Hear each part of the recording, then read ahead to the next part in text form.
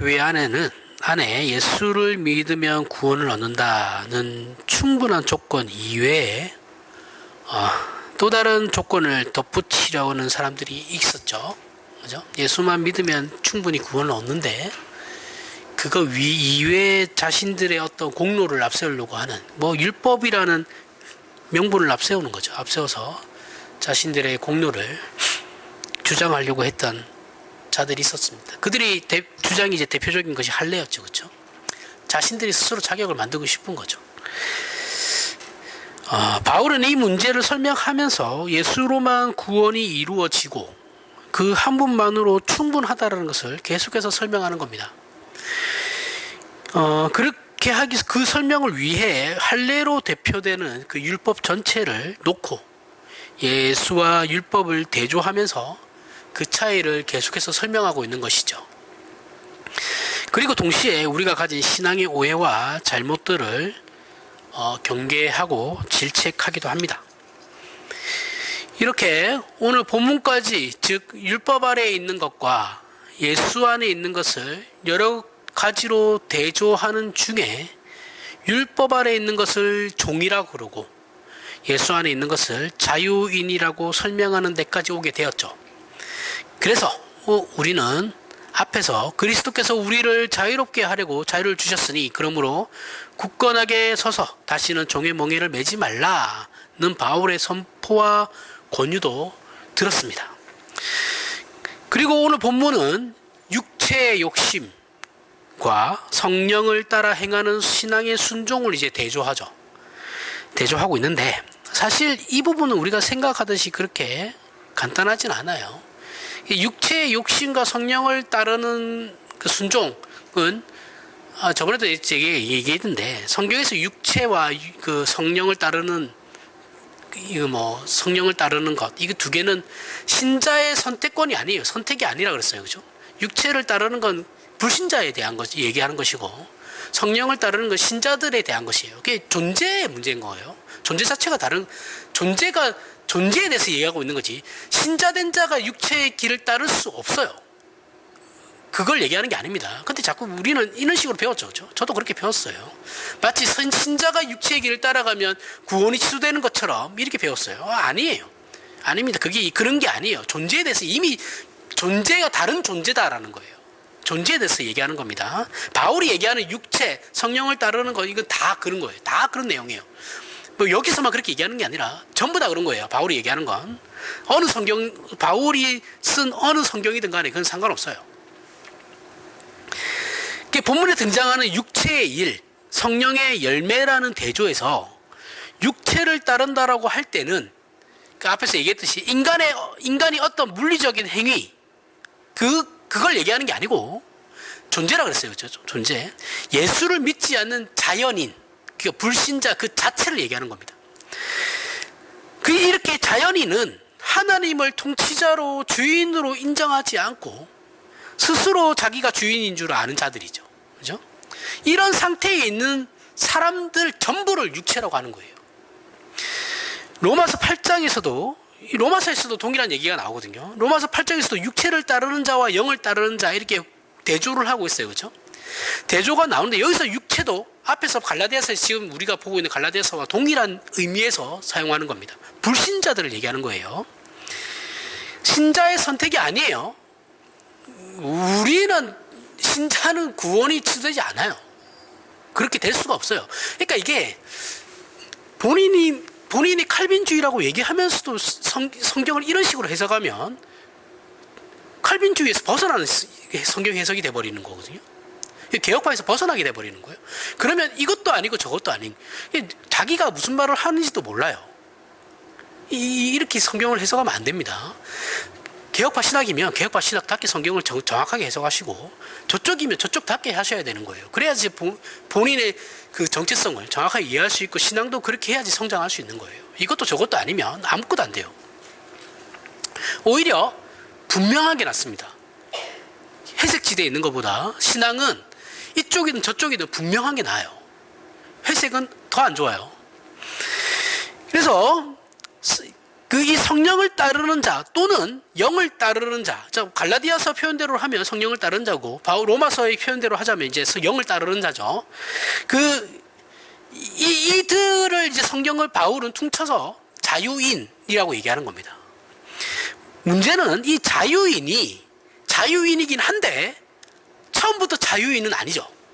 그죠? 우리는 자유인도 태어날 때는 다 죄인으로 태어납니다. 그죠? 이게 문제예요.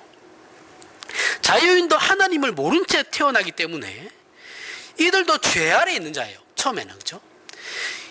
도덕에 관한 문제가 아니에요. 존재에 관한 문제입니다. 피조물인 우리는 죄 아래 있고 사망이 왕노릇하죠. 그래서 인간은 생명의 주인이고 보존자이시며 완성하시는 하나님의 통치를 벗어나 생명을 만들거나 유지하거나 완성하지 할 수가 없어요. 이 피조물이 하는 일이 아니에요. 이 일은 창조주께서 하시는 거지. 우리 피조물은 이런 일을 할 수 없어요. 생명을 만들고 유지하고 완성할 수 없어요. 죄의 삭슨 사망이죠. 이 말은 하나님께 심판받기 때문에 사망이라는 말이 아니에요. 아니고 타락한 인간의 존재와 능력 자체의 한계가 있다는 걸 드러내는 말씀이거든요. 그러니까 타락한 인간은 그 존재의 한계가 있을 수밖에 없다는 거예요. 그게 죄의 삭슨 사망이라는 거죠. 타락은 죄를 지었기 때문에 타락하게 된 거죠. 그렇죠? 그 결과가 사망인 거예요. 타락한 인간의 존재는 그래서 결국은 그 한계가 분명히 드러난다라는, 더 잘 드러난다. 죽음으로써. 그걸 얘기하는 것이. 그러니 당연히 생명을 만들 수 없는 겁니다. 유지할 수도 없죠. 죽잖아요. 그죠? 육체를 따르는 것은 자신이 자기의 주인이 되는 것이고, 성령을 따르는 것은 하나님께서 우리의 주인이 되는 겁니다. 존재의 문제라 그랬어요. 신자냐 불신자냐에 관한 문제예요. 그래서 이 둘은 달라요. 그죠? 다를 수밖에 없죠. 그리고 이것은 동시에 할 수도 없어요. 그죠? 제가 신앙의 정체성도 이쪽이냐 저쪽이냐가 분명한 게 제일 좋다고 했죠. 그죠? 신자도 마찬가지예요. 신자일 거냐 불신자일 거냐 분명한 게 좋습니다. 가운데는 없어요. 그런 건 존재하지 않아요. 세상에는 두 부류의 인간밖에 없어요. 신자냐 불신자냐. 기독교 세계관에서는 그렇게밖에 없어요. 다른 건 없습니다. 동시에 할 수 없어요. 나는 이것도 하고 양다리를 거칠 수 없어요. 하나님께서 주인이기도 하면서 동시에 우리 자신이 우리의 주인일 수는 없는 겁니다. 그래서 성령을 따르는 것과 육체를 따르는 것은 절대 병행될 수 없는 일이에요. 바울이 갈라디아서에서 율법을 그리스도와 적대적으로 비교하는 이유는 자신이 자기의 주인이 된 사람은 피조물로서의 한계 때문에 스스로 영생과 진리를 만들어낼 수 없습니다.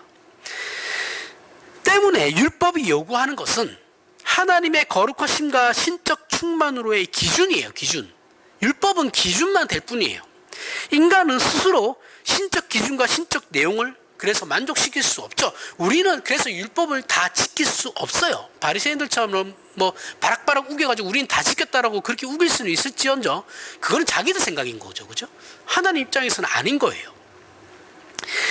그래서 육체를 따르는 자들, 육신에 속한 자들이라는 표현이 갖는 인간이 자기의 주인이 되었을 때는 하나님께서 요구하시고 바라는 기준과 내용을 채울 수 없습니다. 그래서 구원이 안 되는 거예요. 불신자일 때는 이런 조건 채워지지 않죠. 그죠? 그래서 당연히 구원이 이루어지지 않죠. 이걸 해결할 수 있으신 분이 예수 그리스도신 거예요. 그래서 율법 아래에 있다고 하죠. 채우지 못하고 넘쳐나지도 못합니다. 자기 생명조차 유지하지 못하는 사람들인데 그걸 무엇으로 그러한 신적 풍만함을 무엇으로 채우겠어요? 사실 이런 표현들은 우리의 이해를 돕기 위함이지 적극적으로는 좀 더 자세히 설명해야 되는데 이건 나중에 다음에 기회가 되면 하도록 하겠습니다. 그럼 인간이 율법 아래 붙잡힌 바 된 것을 우리가 어떻게 알 수 있습니까? 인간이 율법 아래 붙잡힌 바, 죄 아래 붙잡힌 바 된 것을 우리가 어떻게 알 수 있습니까? 우리가 우리의 주인일 때는 죄의 종으로 그 죄성을 가진 본성대로 하나님을 거부하는 근본적인 성향을 유지하려고 하죠. 그죠? 아무리 믿으려도 안 돼요. 그죠? 아무리 해도 안 됩니다. 그것을 유지하려고 해요. 자신이 책임져야 하는 사람은 하나님의 통치와 은혜 밖에 있기에 그가 만들어낼 수 있는 것은 오직 사망뿐입니다. 죽음밖에 없어요. 제가 기도할 때도 그러잖아요. 어떤 좋은 것을 행한다 하더라도 결국은 죄입니다. 죄로 점철되는 게 인간이에요, 인간. 하나님을 모르는 인간. 당연히 만들어낼 수 있는 건 사망이 전부예요. 죽음이에요. 죽음밖에 남은 게 없어요. 사망으로밖에 결과가 될 수 없는 이 한계를 가지며 더러움과 부패와 수치스러움 이런 것들에서 벗어날 수가 없죠. 원죄는 두 가지가 있다고 그랬어요. 죄의 책임과 부패성이거든요. 우리는 부패성을 처음부터 가지고 태어나요. 그렇기 때문에 무엇을 한들 부패할 수밖에 없는 죄를 만들어낼 수밖에 없다라는 거죠. 더러운 것을 만들어낼 수밖에 없다라는 거예요. 여기에 근거를 두는 겁니다. 우리는 이것이 부끄러움이나 부패함이라는 표현 때문에 도덕적으로 생각하는 경향이 매우 강하죠. 그죠? 더럽다 하고 하니까 우리가 우리 자꾸 우리 기독교를 도덕적으로 몰아가요. 그게 아닙니다. 이건 그런 게 아니라 존재에 관한 문제예요. 물론 도덕성을 배제할 수는 없어요. 도덕성은 하나님의 거룩하심에 있어서 굉장히 중요한 부분이거든요. 그렇지만 여기서 말하는 부끄러움이나 부패함은 전부 피조물의 한계와 하나님의 무한하심의 대조로서 사용되는 거예요. 그러면 육체를 따르면 어떻게 됩니까? 육체를 따르게 되면 하나님을 믿지 않으면 어떻게 되느냐? 육체의 일은 분명하니 곧 음행과 더러운 것과 호색과 우상숭배와 주술과 원수 맺는 것과 분쟁의 시기와 분냉과 당짓는 것과 분열함과 이단과 투기와 술취함과 방탕함입니다. 여기에 나열된 것은 전부 결과나 가치가 없는 것들이죠. 그죠? 인간이 만들어내는 건 호기를 부려봤자 아무리 괜찮은 생각을 해봤자 부족한 것이고 근본적으로 가치나 내용이 충실할 수 없는 것들이라는 말이에요. 사람이 술에 취하면 호기가 생긴다 그러죠. 그렇죠? 호걸 같은 기상을 호기라고 하는데 이것은 술에 호기를 발생시키는 어떤 효과가 있어서 그런 것이 아니죠. 술 먹으면 사람들이 용감해진다 그러잖아요. 그죠? 이게 그 술을 먹으면 그 용감해지게 만드는 술에 그런 효과가 있어서 그런 게 아니에요. 판단력을 흐리게 만드는 거죠. 그죠? 보통 같으면 절대 할 짓을 아닌 부끄러워서 하지 못할 일들을 술을 먹으니까 판단력이 흐려지니까 그냥 하게 되는 거예요. 그죠? 비상식적인 행동들을 하게 되고 그런 무분별함과 무모한 짓들을 하게 되는 거예요. 이것을 호기롭다라고 얘기하는 건 술 좋아하는 사람들이 만들어낸 거짓말입니다. 그죠? 자기 합리화예요. 그런 걸 호기롭다고 얘기하면 안 돼요. 그건 술주정이라고 얘기해야 되는 거예요. 술에 취해 나오는 무분별함이나 무모함보다는 쭈뼛대더라도 맨정신에 나오는 약간의 맨정신에서 나오는 그 나약한 것 같은 그 조그마한 용기가 더 훌륭한 겁니다. 훨씬 훌륭해요. 인간이 가지는 신념, 헌신, 열정 이런 건 실상에서는 말로만 소용이 되고 정작 그것을 행하는 사람은 없어요. 잘 생각해 보십시오. 우리가 말하는 신념, 헌신, 열정 이런 거 말은 잘 하죠. 우리가. 그죠? 말은 다 해요. 내 삶의 가치 뭐 이러면서 내 삶의 신념, 내 인생의 신념이야 이러면서 말은 잘합니다. 말은 잘해요. 그죠? 근데 정작 그것을 행하는 사람은 없어요. 그 단어가 가지는 진정한 의미를 만들어낼 수 있는 사람은 이 세상에 존재하지 않습니다. 에베소서 4장에 가면 본문 갈라디아서에서 나온 육체의 일에 대한 현상들보다 더 근원적인 차원에서 죄성을 설명하는 내용이 나오거든요. 에베소서 4장 17절에서부터 20절에 그러므로 내가 이것을 말하며 주 안에서 증언하노니 이제부터 너희는 이방인이 그 마음에 허망한 것으로 행함같이 행하지 말라. 너희의 총명이 어두워지고 그들 가운데 있는 무지함과 그들의 마음이 굳어짐으로 말미암아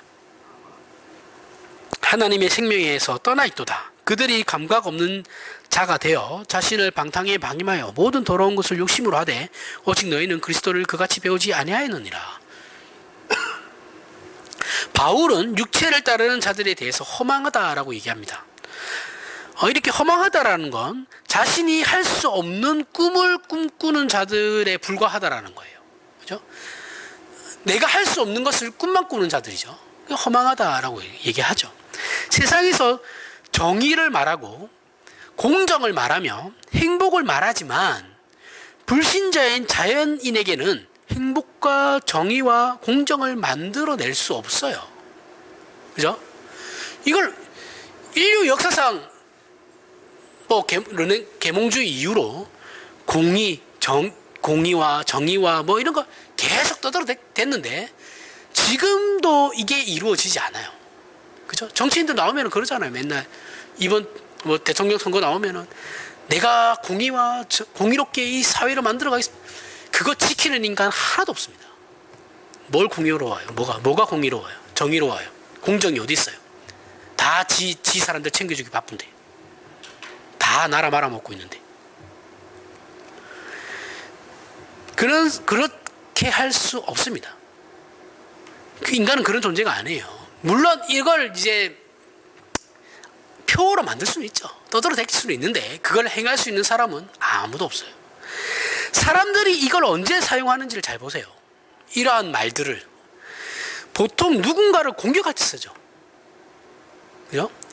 공격하거나 정죄하며 자기를 변명하기 위해서 사용해요. 보통 그럴 때 많이 쓰죠. 실제로 자연인들은 이런 걸 만들어낼 수 없기 때문에 그런 겁니다. 이런 걸 평생 소원하고 헌신한 사람은 있을 수 있어요. 내가 그것을 위해서 내 삶의 인간이 가진 그 존엄성과 가치로서 그러한 것들을 지켜야 된다라고 소원하면서 살아갈 수 있는 사람들은 있겠죠. 그죠? 근데 그것을 만들어내는 사람은 없습니다. 그 누구도 없어요. 또한 전적으로 타락하여 전적으로 무능력한 피조물은 영생과 진리에 속한 선한 것들을 만들어낼 수 없습니다. 이렇게 자연인은 불신자, 즉 자신이 무능하고 무지하다라는 걸 몰라요. 모르니까 기독교에 대해서 그렇게 비판하는 겁니다. 잘 모르니까. 알고도 하면 그 사람은 이제 나쁜 사람이죠. 근데 몰라요. 알 수가 없죠. 그러니 감각이 없는 겁니다. 감각이 없을 수밖에 없죠. 뭐가 죄고 뭐가 죄가 아닌지를 모르니까 판단력이 없어요. 하나님을 떠나 있으면 죽은 자입니다. 죽은 자이고 죽은 자는 감각이 없습니다. 그죠? 좀비 아세요? 좀비? 죽은 시체들이 막 걸어다니는 거, 그죠? 킹덤 드라마 이런 거 있었잖아요, 그죠? 우리나라 코리아 좀비 이래가지고 코리아 좀비는 세요. 달립니다. 뛰어다녀요. 원래 뛰면 안 되거든요, 좀비는. 하여튼 그런 그 좀비를 보면 사람들이 막 이렇게 팔을 잘라도 돌아다니죠, 그죠? 감각이 없죠. 죽은 자들이죠, 그죠? 그런 겁니다. 똑같은 거예요. 그래서 자신을 방탕에 방임하여, 즉 허비하고 있지만 허비하는 줄도 몰라요. 앞으로 나아가지 못하고 같은 자리만 계속 맴돕니다. 나아갈 수가 없겠죠. 결국은 죽음이니까, 그죠? 기껏 해봐야 죽음이에요. 아무리 최선을 다해도 죽음이에요. 나아갈 수 없어요. 그들에게 영생이 허락되지 않거든요. 그리고 자신이 가지는 가장 거룩한 소원마저도 그가 생각하는 이게 내 삶에 가장 가치 있는 삶이야, 선한 삶이야 라고 아무리 그렇게 얘기해봐야 결국 죄로 점철된다 그랬어요. 윤리 도덕적인 얘기가 아니에요. 그런 게 아닙니다. 존재에 관한 얘기를 하는 겁니다. 창조주의 차원과 피조물의 차원의 그 다름을 말하고 있는 거예요. 하나님의 거룩하심과 영광이라는 차원과 비교할 때 인간이 만들어내는 건 그렇다라는 겁니다. 인간이 만들어낼 수 있는 건 없어요. 그냥 죽음이에요. 죽음만 기다리고 있을 뿐이에요. 그 무엇을 한들 죽음만 기다리고 있을 뿐이에요. 아무리 훌륭한 영웅이라고 해도 뭐 알렉산더 이런 사람들 다 죽었어요. 그죠? 그냥 이름만 남아있을 뿐이죠. 뭐 그 이름 남기려고 그렇게 열심히 하는 걸 수도 있죠. 그죠? 그 이름 결국은 이게 사람이 죽음을 무서워하는 이유가 다른 사람들에게서부터 잊혀진다라는 것 때문에 그런 거거든요. 그래서 기억되면 영원히 산다라고 생각해요. 이 인문학적으로 그렇게 얘기해요. 사람들에게 기억되면 그 사람은 영생한다라고 얘기해요. 그래서 뭐 이름을 남기려고, 업적을 남기려고 굉장히 노력하죠, 사람들이. 그죠? 아무 소용 없습니다. 그냥 죽는 거예요. 의미 없어요. 그래서 우리 신자들은 이름도 빛도 없이 그냥 가는 겁니다. 그죠? 그거 아무 소용 없다는 거 알거든요. 목사님들 이런 데서 좀 벗어나야 돼요. 좀 뭘 그렇게 업적을 남기려고. 다 죽습니다. 그냥 하나님을 떠나 있으면 죽은 자입니다. 떠나 있는 죽은 자이고, 죽은 자는 감각이 없어요.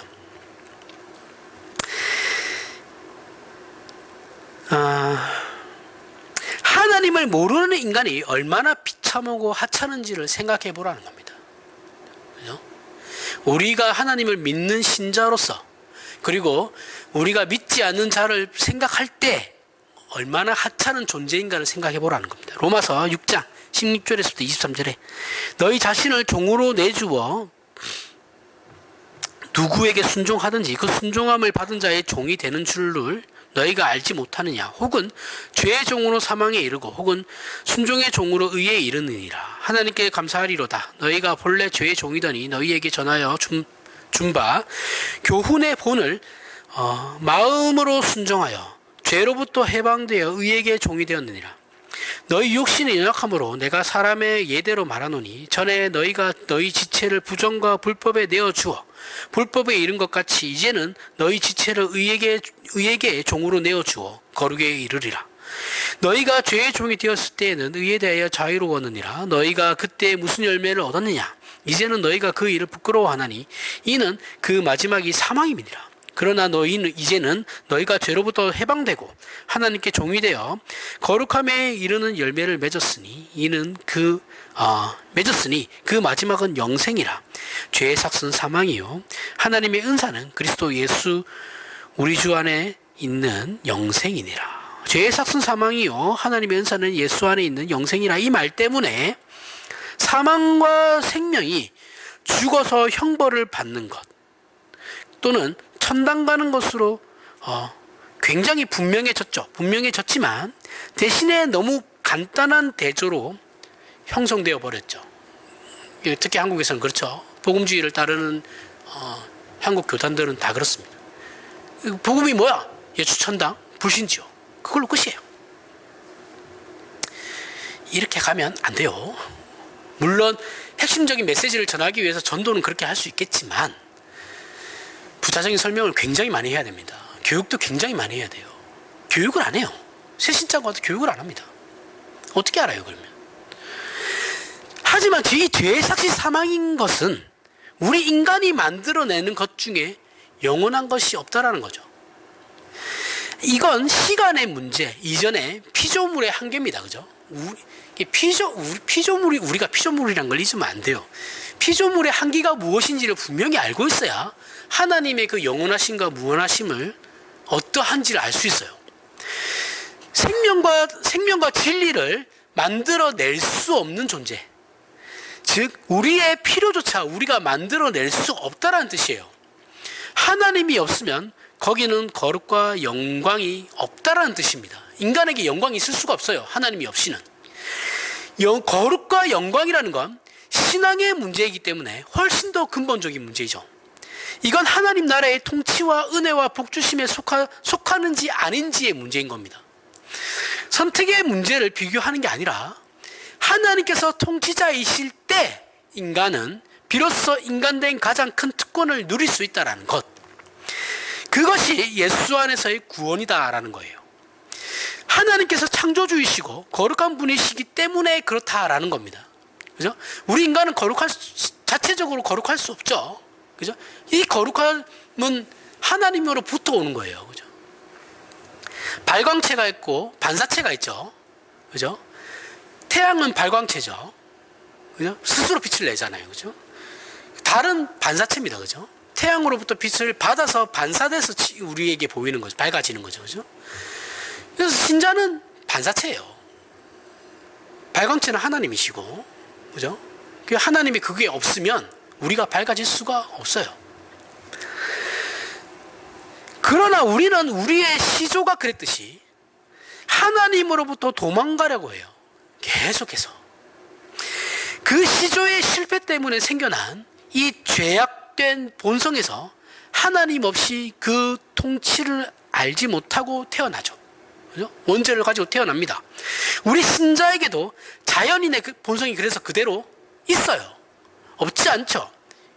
이게 죄죠, 죄. 원죄. 하나님을 거부하고 외면하고 무지해요. 우리도 다 그렇습니다. 그죠? 그리고 그 무지한 것을 우리 스스로 몰라요. 로마서 6장 17절에서부터 18절에 하나님께서 감사하리로다. 너희가 본래 죄의 종이더니 너희에게 전하여 준 바 교훈의 본을 마음으로 순종하여. 자, 잘 보십시오. 마음으로 순종하여 죄로부터 해방되어 의의 종이 되었느니라. 자, 마음으로 또 순종했다고 하니까 내가 믿어서 그렇게 된 거야 라고 생각하시는데 그런 의미가 아니에요. 그게 아니고 이것을 우리는 자꾸 나의 결단, 나의 선택 또는 같은 의미로서의 믿음으로 생각하는 경우가 굉장히 많아요. 그렇게 생각하시면 안 되고 이렇게 생각하셔야 돼요. 우리는 중력의 법칙에 있죠. 그죠? 지구는 중력이 있어요. 중력의 법칙은 끌어당기는 힘이죠. 그죠? 그래서 우리가 땅에 붙어 살 수 있는 거잖아요. 이 중력의 법칙에 안에서 다 살아가요. 모두가. 그래서 넘어지는 겁니다.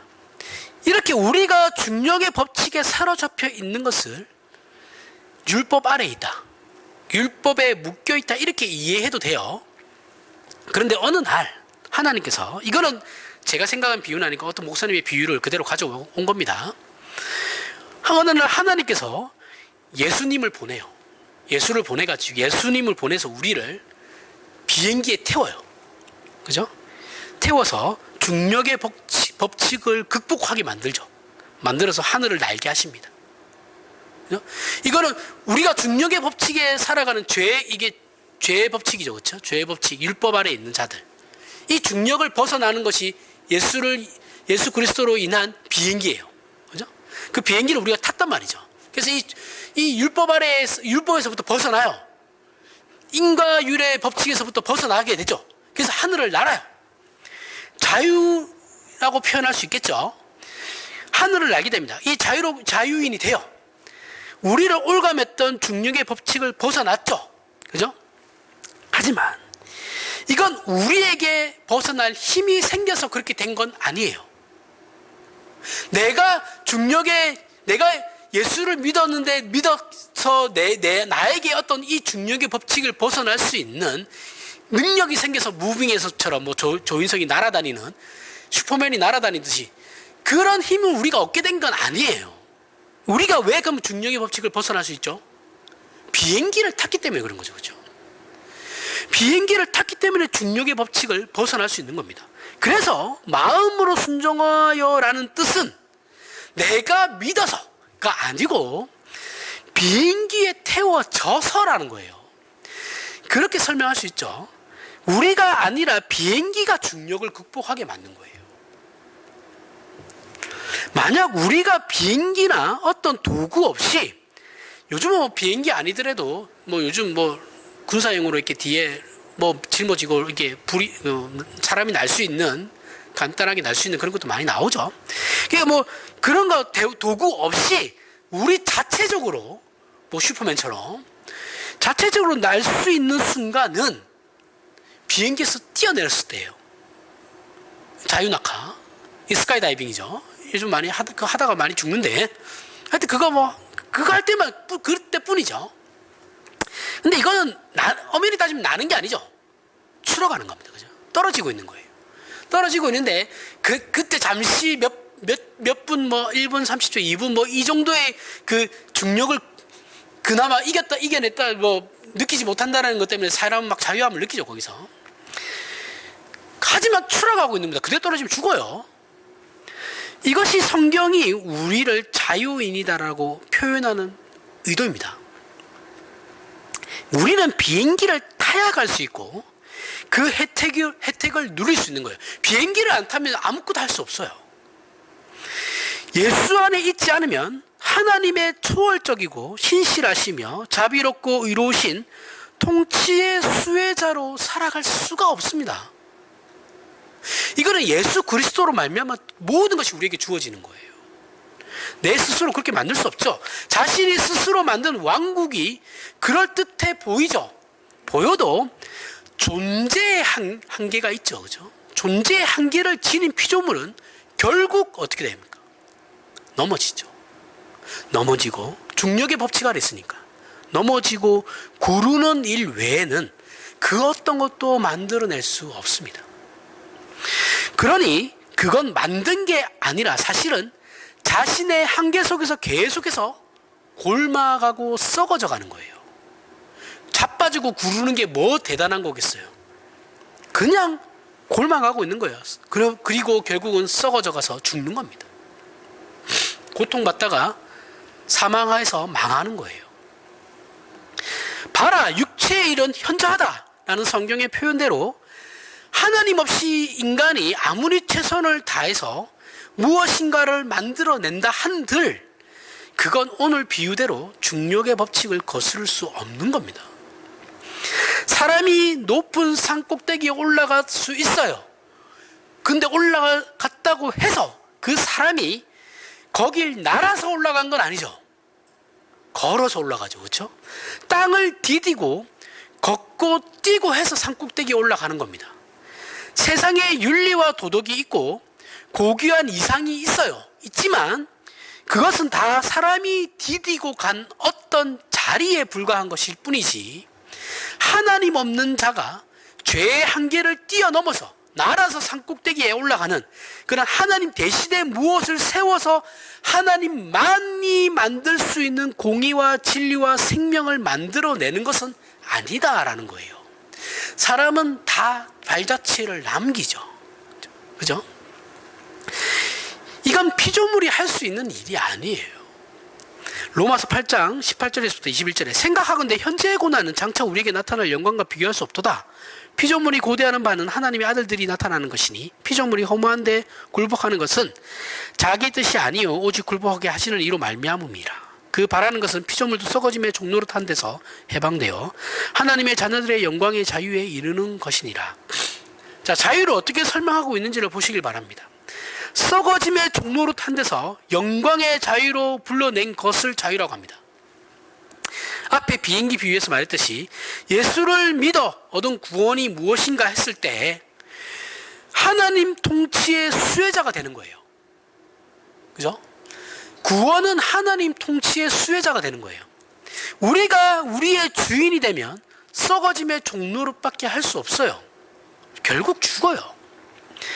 그래서 앞에서 봤던 로마서 6장 17절에 하나님께 감사하리로다. 너희가 본래 죄의 종이더니 너희에게 전하여 준 바 교훈의 본을 마음으로 순종하여 라는 부분은 그 예수 그리스도로 말미암아 구원을 얻었다라는 것을 다르게 표현한 것이죠. 어떤 식이냐면 우리에게 이 길이 열렸다라는 거예요. 우리는 선택의 여지가 없이 중력의 법칙 속에 있게 되었고 우리는 태어날 때부터 중력의 법칙 아래 있잖아요. 그렇죠? 그 율법 아래 있는 자들이 태어날 때부터 그렇습니다. 죄를 가지고 태어나기 때문에 이것을 이겨낼 수 있는 다른 능력은 없다라는 거예요. 그런데 어느 날 갑자기 하나님께 부름을 받아 예수로 말미암아 비행기를 타고 중력의 법칙을 이기고 날게 된 거예요. 하나님께서 그 길을 우리에게 열어주셨다라는 거죠. 그런데 여기서 이제 우리가 혼란을 느끼죠. 신자들이 느끼는 혼란은 내가 분명히 날고 있는데 내가 분명히 날고 있는 건 아니죠. 아닌데 분명히 내가 날고 있다라는 이 사실이 나는 비행기 안에 있으니까 날고 있는지 느낌이 없죠. 하지만 분명히 날고 있어요. 날고 있는데 이 사실이 내가 납득이 되지 않는 거예요. 내가 분명히 구원을 얻어가지고 신자가 되었는데 영생의 존재가 되었는데 그게 나에게 피부에 와닿지가 않는 거예요. 그래서 우리는 어떻게 하냐면 계속해서 창문 밖을 내다봐요. 비행기 창문을 열고 내가 진짜 하늘에 떠있나 안 떠있나를 확인하는 거예요. 계속해서 날고 있는지를 확인해야 한다는 것이죠. 확실한 방법은 내가 날고 있는지 안 날고 있는지 확실한 방법은 뛰어내리면 돼요. 아, 내가 날고 있었구나를 정확하게 알고 있는데 돌아올 수는 없죠. 죽죠. 뛰어내리면. 또 돌아올 수 없는 게 문제죠. 이렇게 우리가 비행기에 탔지만 그 탄 것 자체를 확인하기 위해서 우리는 끊임없이 몸부림을 쳐요. 비행기 창문을 열어보고 또 있다가 또 확인해보고 이렇게 계속 몸부림을 치다 보면 원래 가려던 목적지와 하나님께서 우리를 위하여 계획하시고 준비하신 그 여행 혹은 허락된 자유를 누리는 일 또는 우리 자신의 유익을 위한 인도하심의 내용을 축적해 가는 일들을 손해를 보게 될 겁니다. 물론 넓은 의미에서는 그게 손해가 되지 않을 거예요. 그러니까 굳이 안 가도 될 길을 우리는 가게 된다라는 거예요. 돌아가지 않아도 될 길들을 이렇게 몸부림을 치다 보면 돌아가게 된다는 거. 물론 그게 궁극적으로는 우리에게 손해가 되는 것은 아니에요. 목사가 왜 이렇게 열심히 가르치겠습니까? 돌아가지 말라는 거예요. 그러니까 직진을 가르쳐 주고 있는데 굳이 몸부림쳐서 그 노선을 이탈해가지고 자신은 돌아가겠다라고 하면 말리지는 않을 겁니다. 말리겠지만 간다면 그 자신의 선택이니까 가라고 하겠지만 결국 돌아오게 될 거라는 거죠. 그 시간을 허비하지 말라는 거예요. 그런 의미에서 손해라는 거예요. 우리가 기억해야 하는 것은 우리가 비행기를 탔다고 끝이 아니다라는 것이죠. 그죠? 구원은 받았어요. 맞아요. 하지만 그 구원에 또 다음이 있는 거죠. 성화에 대해 우리는 나아가야 되는 거예요. 구원은 두 가지의 구원이죠. 신분적인 구원과 성화의 구원이 있어야 돼요. 성경은 비행기를 타고 있음에도 불구하고 계속해서 우리에게 순종하라고 합니다.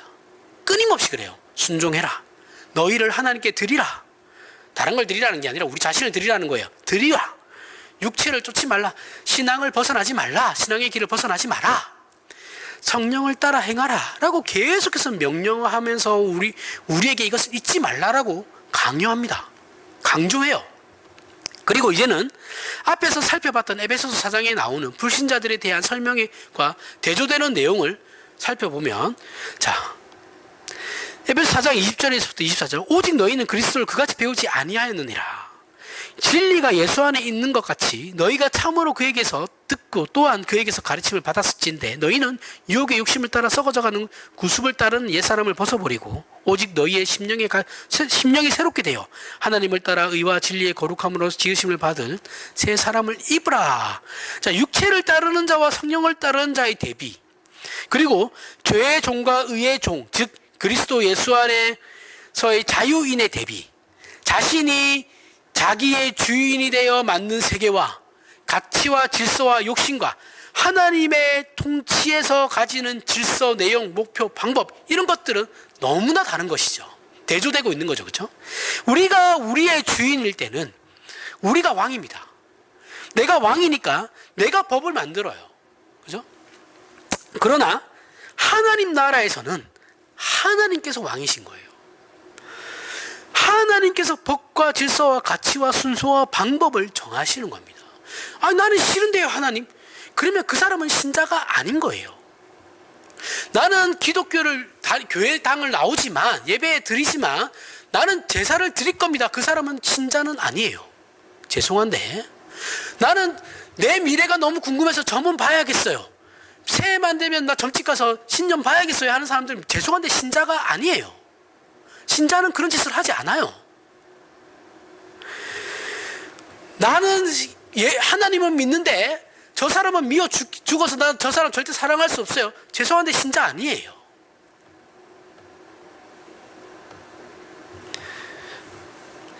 내가 정하는 게 아니에요. 신자는 모든 것을 내가 정하지 않습니다. 하나님이 요구하시는 것을 따르는 거예요. 순종하는 자들입니다.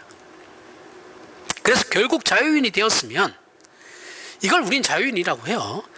자유인이 되었으면 그 자유를 어디에 써야 하느냐?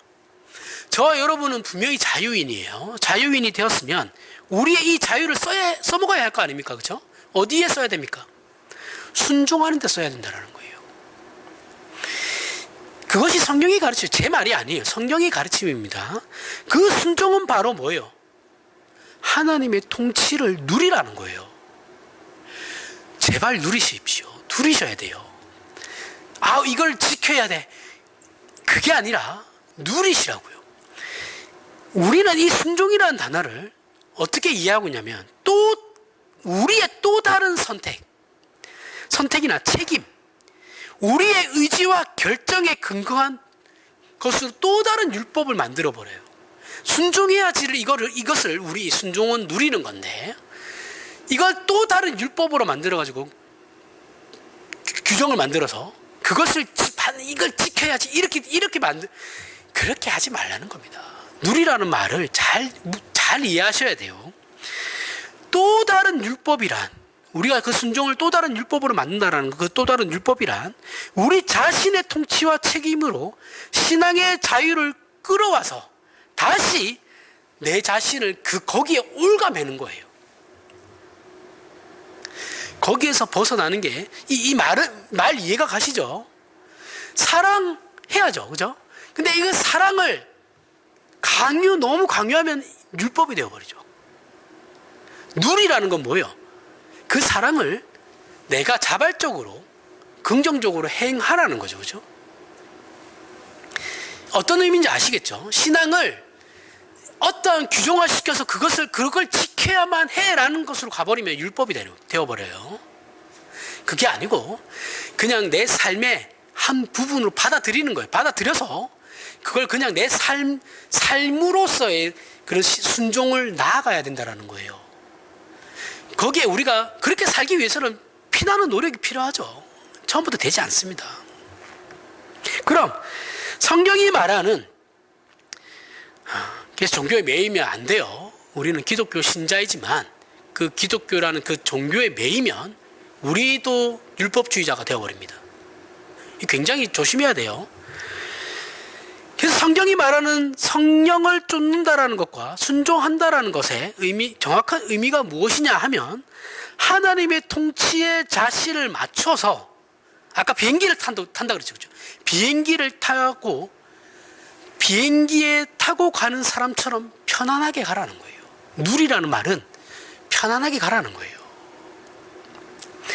이거 안 하면 안 돼. 나 오늘 새벽기도 빠졌어. 큰일 났다. 하나님께 벌받는다 이러면 그렇게 하지 말라는 거예요. 안 갈 수도 있죠. 빠질 수도 있죠. 이 사정이 있으면 못 갈 수도 있고, 피곤하면 못 갈 수도 있는 거예요.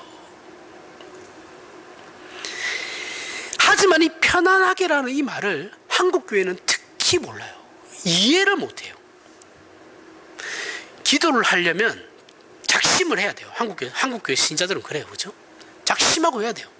예배당에 몇 시에 딱 가서 그 시간에 딱 기도하고 집에 가야 돼요. 퇴근하다가 들려가 무조건 그렇게 해야 됩니다. 그렇게 해야지 하나님 내 기도 들으시는 줄 알아요. 그렇게 안 해도 된다라는 거예요. 그냥 집에 가서 편하게 하세요. 밥 먹고. 그럼 우리는 왜 그럴까요? 본성이 그래요. 본성이. 이게 죄성이에요.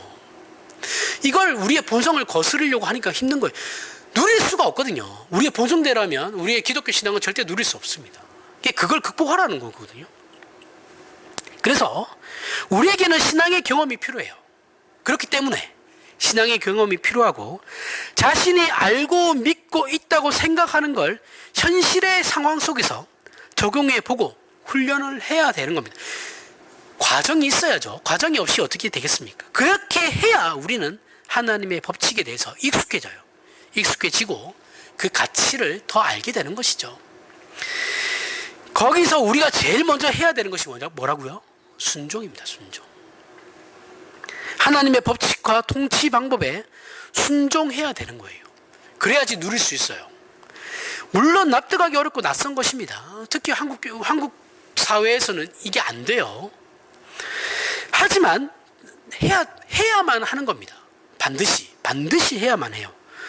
순종해야 되는 겁니다. 그래서 오늘 본문은 육체의 일과 성령의 열매를 비교한 후에 마지막에 이 같은 것을 금할 법이 없다라고 말하고 있죠. 그렇죠? 성령의 열매는 금할 법이 없다.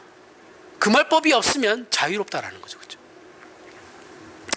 오늘 비행기 비유를 다시 동원해서 우리는 비행기에 탔습니다. 그리고 이 비행기가 어딜 가든 그것을 막을 수 있는 하늘은 없어요. 비행기가 하늘에서 어딜 가든 그걸 막을 수 있는 거 없죠. 다른 나라에서 미사일 쏘지 않는 이상 뭐 그런 거는 뭐 지금 여기서는 안 들어가는 거니까 비행기는 다 갈 수 있죠. 이것이 우리의 구원이에요.